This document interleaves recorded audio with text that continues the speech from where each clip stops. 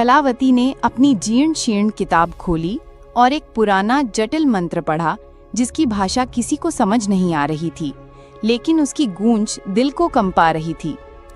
मंत्र खत्म होते ही अचानक पेड़ की जड़ों के पास जमीन हिलने लगी, जैसे नीचे कुछ हलचल हो रही हो, और मिट्टी ऊपर उठने लगी एक अजीब सी रोशनी के साथ। एक पुराना जंग लगा ताला दिखाई दिया जो जमीन में धंसा हुआ था और अजीब प्रतीकों से सजा था जो अंधेरे में चमक रहे थे जैसे वे जीवित हों। देखा रामू, मैंने कहा था ना, खजाना यही है। हम अमीर बनने वाले हैं। हम सब मुसीबतों से बाहर निकल जाएंगे। अब बस इसे खोलना है। इस ताले को खोलने के लिए 3 चीजें चाहिए, एक साहसी का खून, एक विश्वासी का आंसू और एक बलिदान। ये तीनों चीजें एक साथ पवित्र भावना से अर्पित की जानी चाहिए। कोई भी लालच या स्वार्थ इसे भंग कर देगा और खजाने के संरक्षक तुम्हें कभी माफ नहीं करेंगे। रामू ने साहस दिखाते हुए अपना हाथ काटा और खून की कुछ बूंदें ताले पर डाली। ताला हल्का सा चमक उठा और उस पर बने प्रतीक तेजी से जलने लगे जैसे वे आग पकड़ रहे हों।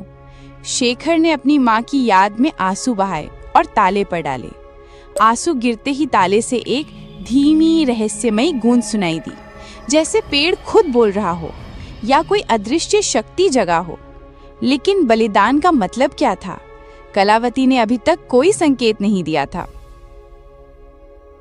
बलिदान का मतलब है कि तुम में से कोई अपनी सबसे कीमती चीज यहाँ छोड़ देगा। ये त्याग की निशानी होगी जो खजाने के देवता को संतुष्ट करेगी और तुम्हें उसकी कृपा मिलेगी। यह सिर्फ एक वस्तु नहीं, तुम्हारी आत्मा का अंश होगा।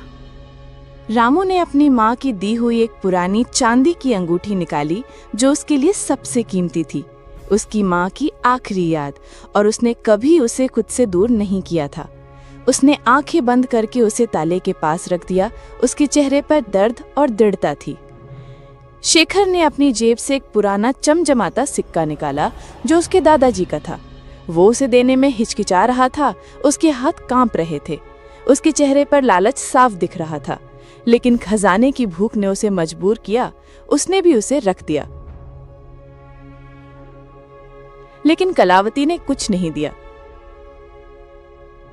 कलावती माँ, तुमने बलिदान में कुछ क्यों नहीं दिया? तुमने हमें धोखा दिया है। ये कैसा बलिदान है?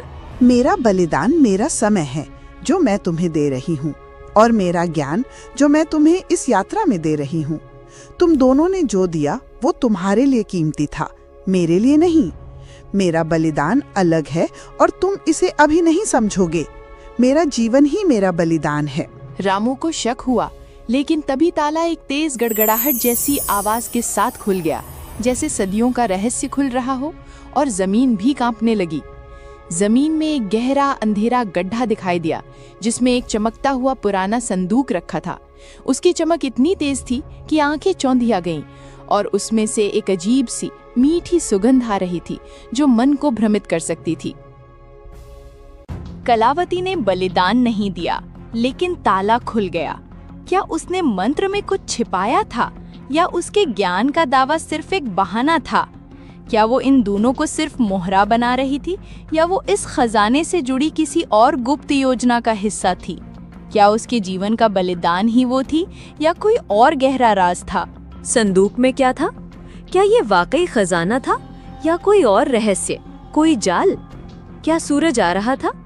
क्या पेड़ ने कलावती को ये शक्ति दी थी कि वो बलिदान के बिना भी ताला खोल सके? तभी सूरज अचानक झाड़ियों से निकला। उसकी आंखों में लालच और जीत की चमक थी, जैसे उसने अपनी चाल में जीत हासिल कर ली हो। उसके पीछे उसके लठैत भी थे जो हथियारों से लैस थे। ये खजाना मेरा है। तुम सब बेवकूफ बन गए। मैंने तुम सब पर नजर रखी हुई थी। अब तुम सब यहाँ से निकलो या तुम सब का अंजाम बहुत बुरा होगा। उसने शेखर को एक जोरदार धक्का दिया जो संभल नहीं पाया और नीचे गिर पड़ा। उसका सिर जमीन से टकराया और वो दर्द से कराहने लगा।